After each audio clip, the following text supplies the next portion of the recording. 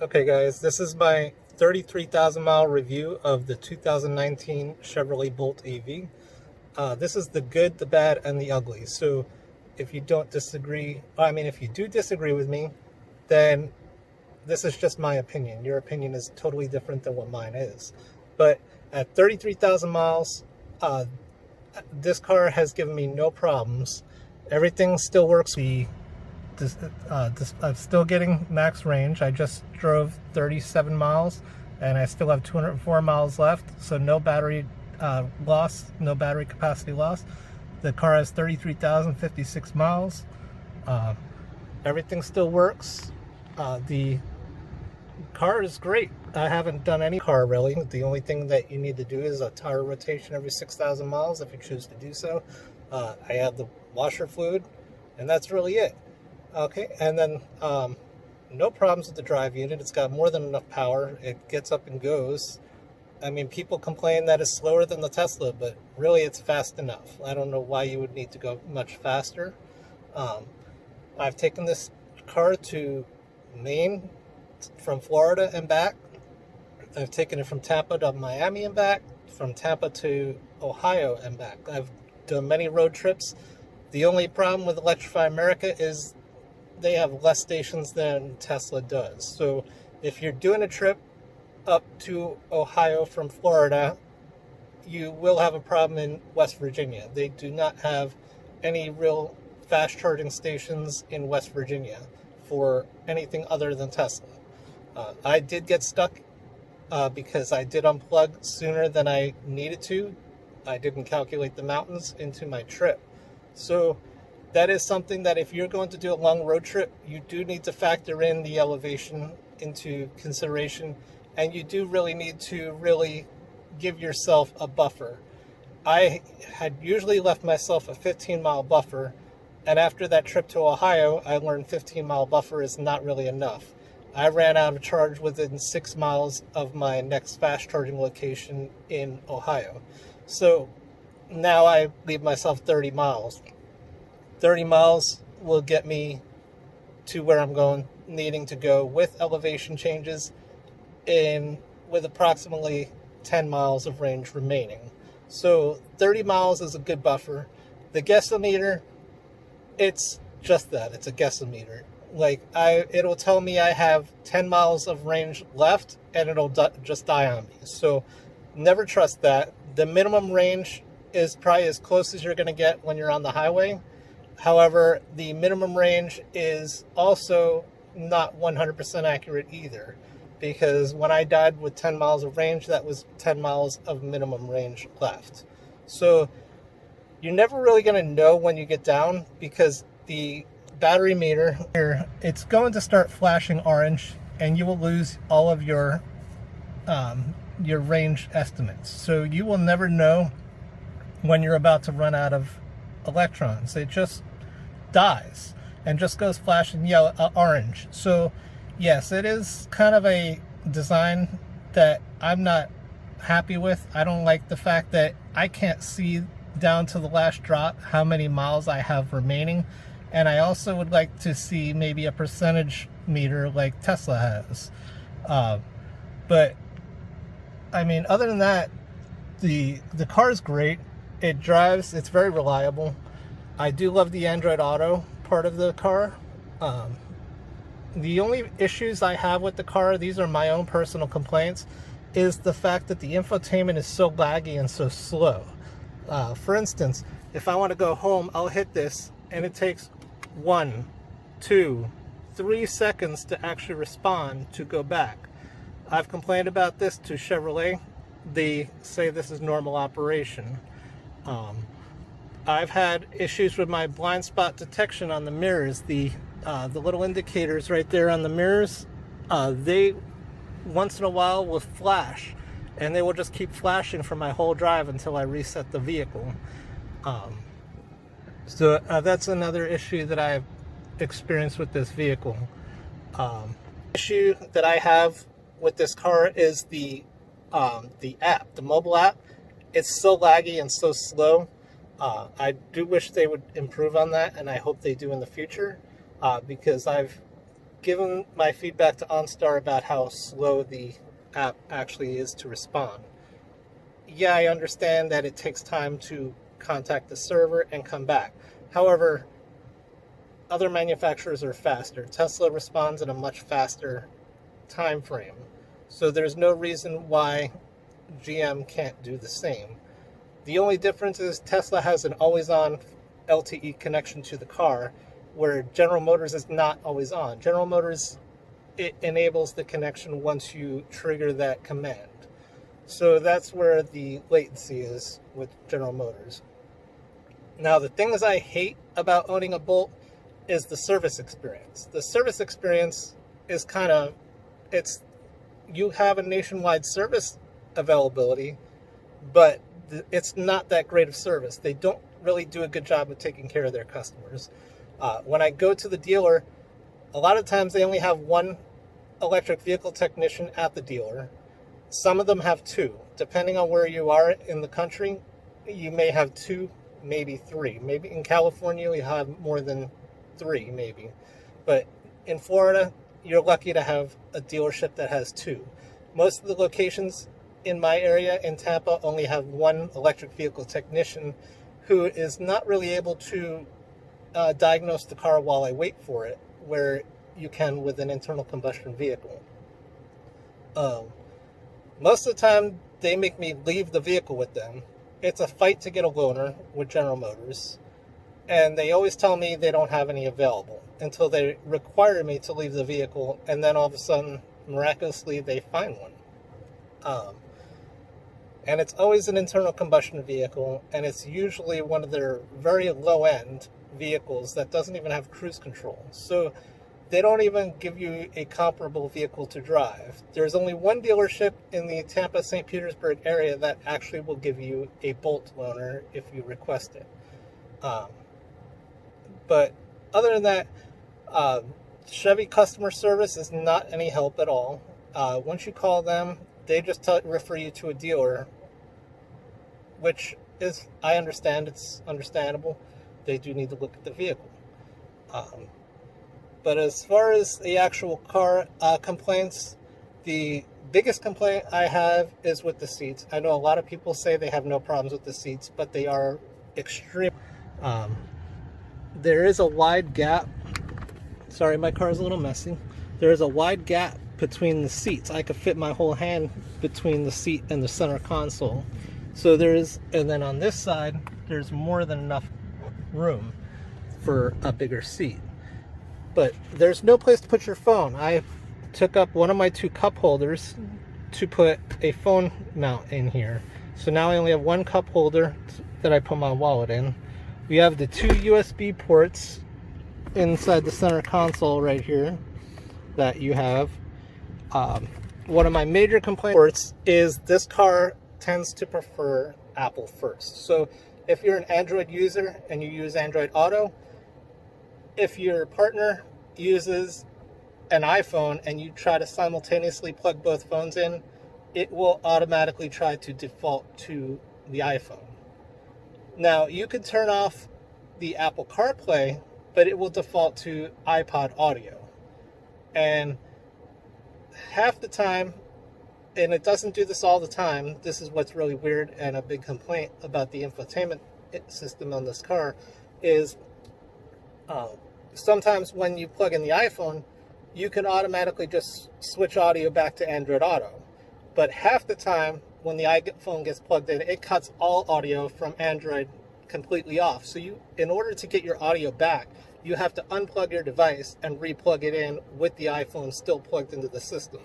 So that is a complaint. Chevrolet, I hope you fix that in the next generation of the Bolt or your new upcoming EVs.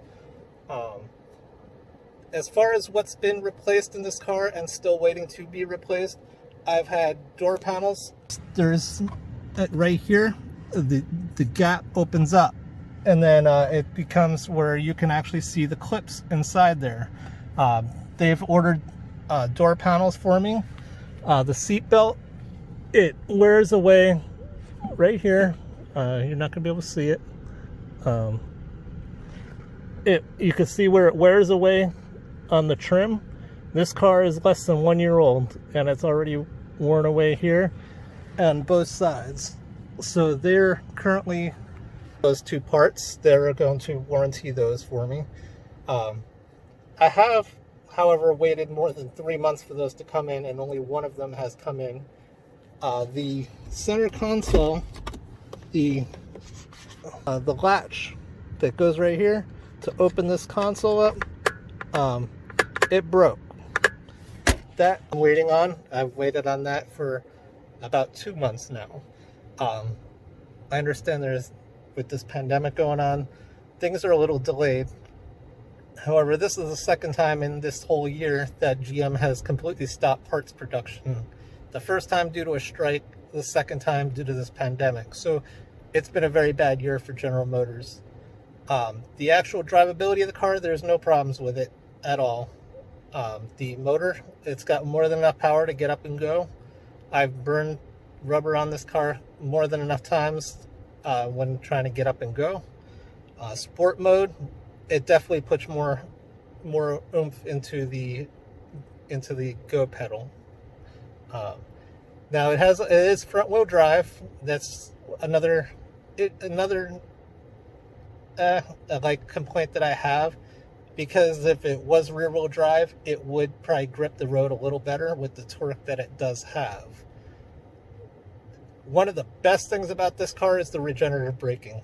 Once you drive it in L gives you complete one pedal driving. You can completely drive this car without ever touching the brake pedal in this car at all. The regenerative braking paddle on the back of the steering wheel, right here, the regenerative braking paddle on the back of the steering wheel is a huge advantage over Tesla, because the L gives you a certain level of regenerative braking, and the paddle just gives you that much more. So if you are wanting to stop even sooner, if you hold that paddle down, it will stop this car really quickly. And then between the brake blend between the brake pedal and the regenerative braking is flawless. You can basically drive this car and stop this car pretty quickly between both holding down the regenerative braking paddle and the brake pedal.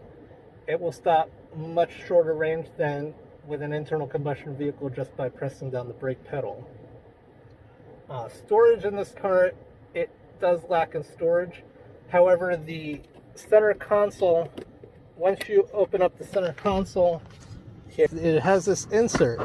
You can pull the insert out. I have a lot of stuff in here, but it does go pretty deep down into here. So you do have more than adequate amount of interior center console space. Seats in the rear do fold down to a 60-40 split. However, it is not flat. It does angle up, and I wish they would have hinged the rear seats on the back here to slide forward and down as you fold the seats down. But due to there's a lump into the body of the vehicle because there is a portion of the battery pack that does sit up higher than the rest. So it does fit under there. The battery pack in this car is under the car, which does make it a nice low center of gravity, and it does handle really nicely. If it was a little wider of a car, it would handle turns a lot better. The Volt handled wider turns a lot nicer than this car, and it did a little less body roll. Because of the car being so narrow, this car does have a little more body roll than normal, but it's not that bad.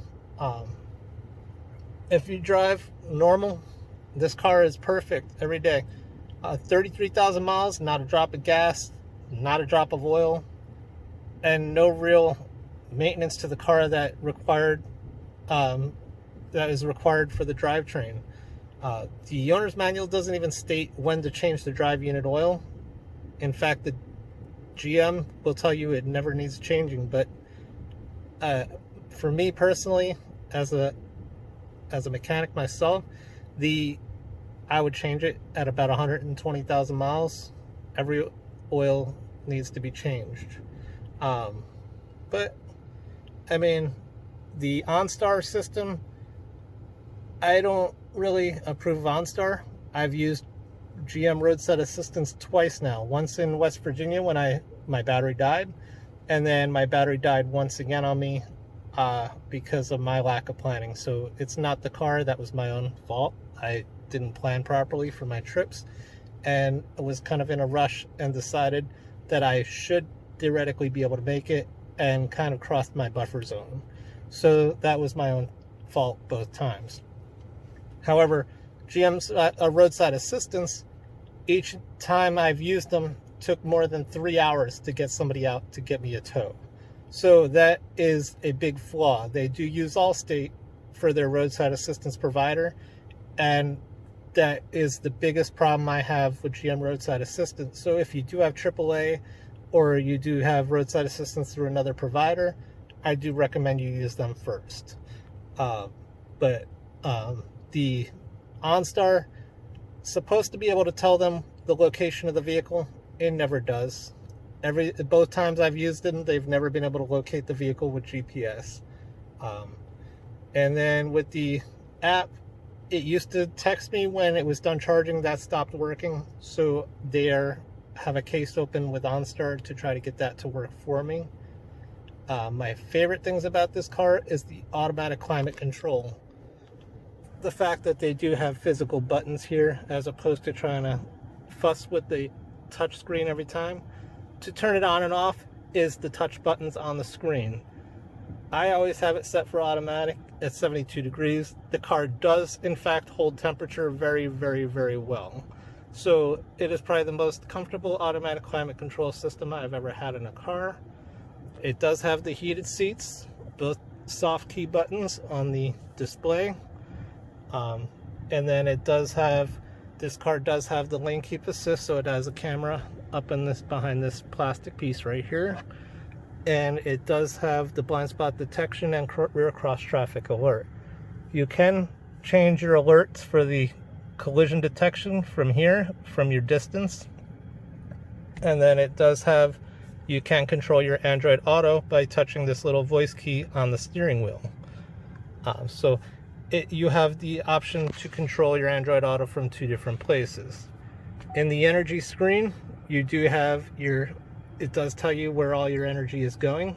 So my driving accessories was 96% today, with 4% for the climate. No battery conditioning because the temperature is within the 82 degrees. And once you go in here, you have different screens. So this will tell you your driving technique, and basically, I never even look at it. I don't trust it really, well, because to me, all it does is tell me how to better drive the car, and I'm not changing my driving style. And then it gives you your average here, about how many miles per kilowatt hour you're getting. I don't even look at that. The actual home screen of the display is fully customizable. I have it customized just the way I want it. I have my radio settings here, my energy usage up here. I can change my charge limit for the 120 volt portable charge cord right here. And then this is my phone stuff over here. The car does connect to Wi-Fi. The car does take over-the-air updates, but only for OnStar and infotainment only. It will not take any type of updates for the actual drive unit. It won't take any type of safety updates, and it won't take any type of updates in terms of the driver assistance packages. The only thing that will update over the air is infotainment and OnStar. So, and a lot of the times the dealers don't even know what is and isn't updatable over the air. They really don't know much about this car at all. When you bring it in there and you ask them questions, they don't have the answers for you. And a lot of the times, the best answers you can get is by going to the forums on social media or online. The Energy Assist app on the OnStar My Chevrolet app, I wouldn't use it, to be honest. I don't like it. I've tried it. Personally, it doesn't factor in, you can't filter out level 2 chargers. So if you're on a road trip, which is about the only time you normally use it, it tends to want to route you to level 2 chargers, and I'm not going to be on a road trip and sit for 9 hours at a level 2 charger each time. I wish there was a way that I could filter out level 2 chargers and only route to fast chargers along my route. Then it would be more of a Tesla type experience. And also, it keeps alerting you when you're too far away from home. Like, the car does not know that you're traveling away from home, and it keeps alerting you, telling you home's not reachable, but you're not going home. So you can turn that feature off. I just think it's stupid to have it when most people are using it to travel outside of their home area. But the only time I've only had a problem with charging stations with fast chargers was through West Virginia. Other than that, I've driven anywhere I needed to go up the East Coast with no problems. Electrify America has full coverage. And then going up to Ohio, it was mostly EVgo stations until I hit Virginia. And then it was an Electrify America, and then an Electrify America back in Ohio. I've complained to Electrify America. Well, I wouldn't say complain, but I've put suggestions for locations in Charleston, West Virginia for Electrify America and EVgo. And checking the PlugShare, I still have not seen any plans or no updates as to when EVgo or Electrify America is going to put a location in West Virginia. Tesla does have a supercharger in Charleston, West Virginia. They are the only ones, but we cannot use those. So it was no help to me. When I asked any of the dealer down there in West Virginia, they told me that they had a Tesla supercharger, not knowing that I can't use it. The Cadillac GMC dealer does have a level 2 charger, which they were really nice enough to let me utilize. However, I had to use it for 6 hours and the dealership closed. So I had to go find another level 2 charger to sit at in the meantime. So if you are driving through Ohio, to Ohio or through West Virginia, just note that they don't have any charging infrastructure in West Virginia. So if you can avoid West Virginia, by all means, I would recommend bypassing West Virginia. But the car is great. It's for the price I paid for it. I'm seeing different prices everywhere, so you definitely want to shop around if you want to buy a Bolt. I do recommend the car. It is a great car. I have no major problems with it, and even though I have my complaints about infotainment, it does work. It works, and it has its little lags and flaws, but that's just my personal complaints about it. The car is awesome. It's very reliable. I've never really had a problem with it. The car turns on every time, drives every time, and I drive it in L every time. So my brake pads are just as good as the day I bought this car. But the prices from the dealers, some of them will rip you off for the car, some of them will give you an awesome deal for the car. So I don't go to your first dealer and just sign paperwork at the first dealer that you find. You do want to go and shop around. There are dealers that will sell this car as low as $25,000. So it does benefit you to really shop around dealers. Sometimes you won't find that deal in your home area, depending on how popular the car is. But outside of the state of where you live, you may find a better deal. So that's all dependent on you as to whether or not you are willing to drive that far to purchase this vehicle. The used vehicle values of this car, based on the fact that they are such fluctuation in price between the new models, between $25,000 and $35,000, you're not really going to get a deal on a used one. So I do recommend shopping around and getting a really good deal on a new one.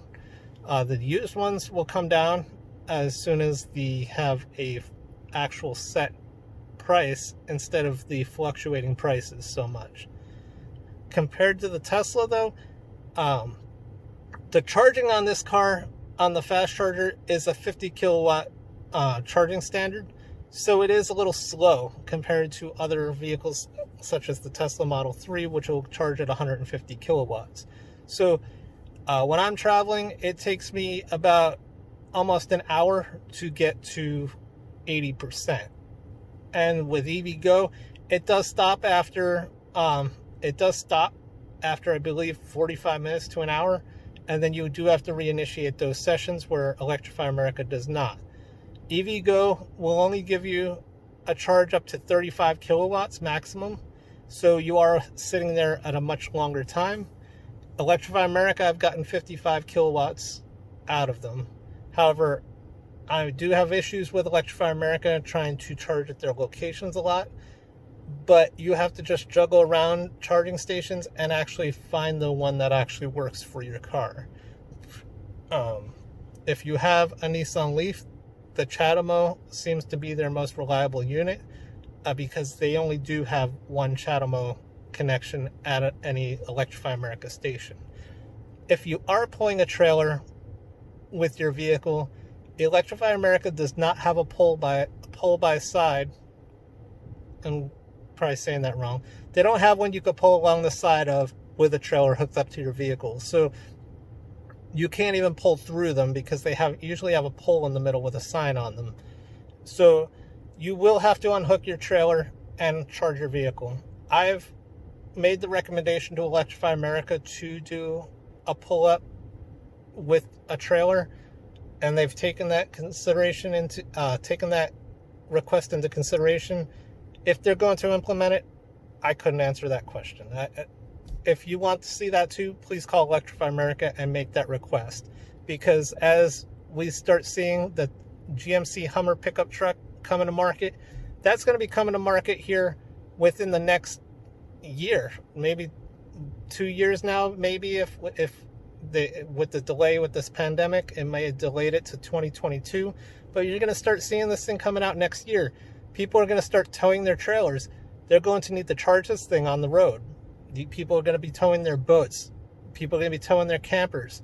And they need a place to charge their vehicle. And they're not going to want to have to unhook every single time they stop at a fast charger. So you're going to probably start seeing a lot more changes in the way the setups are of these locations. But don't expect it to happen overnight. It's just going to take a lot of time. It's going to take a lot of people complaining to Electrify America for it to happen. And it's just something that we're just going to have to put up with, at least for the short term. But if you are looking for a Bolt, I do highly recommend the car. It is a great car. It actually surprises me in the actual efficiency of the vehicle. On the interstate, don't expect to get 238 miles. I always plan between 150 to 170 miles. And I believe the most I ever got was about 190. And that was really pushing it. So that's leaving my buffer zone of 30 miles. So always plan between 150 to 170 miles between charging locations. And I set my cruise control at 70. So if you're going to drive faster than that, don't go past 150 miles. The faster you go, the quicker your range depletes. I tend to find that setting my cruise control at 70 on the interstate is just perfect. It gets me mostly a little past mile per mile. If you wanted to get a mile per mile on the interstate, you'd have to set your cruise control at 60. To me, that's a little slow. But if you're not in a rush, 60 will get you probably maximum 238 miles on the interstate. But for me, 70 is comfortable. Yet people will still pass you. So if you are a quick driver, definitely you're going to stop at a lot sooner than 150 miles. So the more you gun the gas, the more you gun it, the more you go to accelerate past people, it's going to take that chunk of range out of your battery. So you are going to want to drive a little more efficiently. Most people say they drive in D when they're on the interstate, mostly because you can kind of coast down. I still like to drive in L on the interstate because when you hit that stop and go traffic, it's nice to just let up and just let the car stop itself. One thing I have noticed when the collision detection system starts going off, If you are on cruise control, it will take it off and your regenerative braking will start automatically while you're in L mode. So don't expect it to just apply brakes, because it really won't. It just applies your regenerative braking. So one of these days we will do a test. I'll do a test on here together, and we'll make a cardboard person, and we'll see if it does the pedestrian braking. I have yet to test that. I want to. But the only way I'm going to do it with this car is by a cardboard person, because I'm not going to damage the car. But anyway, if you are looking to buy a Bolt, I do highly recommend the car. It is a great car. Just expect the issues when it comes to servicing the vehicle with your dealer, and expect to wait a little bit longer at Electrify America stations and EVgo stations, because of the 50 kilowatt charging standard on this car. But I mean, for me, I'm not in a huge rush. 50 kilowatts works for me. I do wish it would go faster. I do wish I had a little more range on the car. But for me, what I do with the car, where I go with the car, and as little as I leave the state with the car, it works. It's a perfect little car. I mean, who's not going to want a longer range? And they are coming. They're coming soon. So just, if you're in the market for a car now, the Bolt is a perfect car for you. It will get you anywhere in the country you need to go. I went through West Virginia. I still made it. Yes, it was inconvenient having to sit for 6 hours at a level 2 station to be able to make it to the next fast charger, but I still did it. And you make some sacrifices with the vehicle, but the payoff is better than the sacrifice you make. So sometimes with the vehicles, you just got to really look and research what you're actually looking to buy, what you want it to do, and where you are planning to go with it. If you're planning to take a lot of long road trips, I would probably recommend the Tesla with the long range battery option. But if you're somebody who only takes an occasional long road trip outside of the state, then the Bolt is perfect for you. It'll get you where you need to go. It'll get you there very efficiently. And it's just as reliable every time you push the power button. But if you are in the market, I do recommend this car. It does have nice trim options. Each dealership has different trims. Some of the models have light up trims on the dashboard. Mine doesn't, but if you're looking for specific things, you could work with your dealer and they will order you what you basically want. So with that said, I hope you guys have a great day. And hey guys, if you like that video, please hit the notification bell and subscribe. And if you want to see different videos, please, in the comment section below, please just tell me what you want to know or what you want to see, and I'll make more videos based on the topics you guys want to see. See you guys later.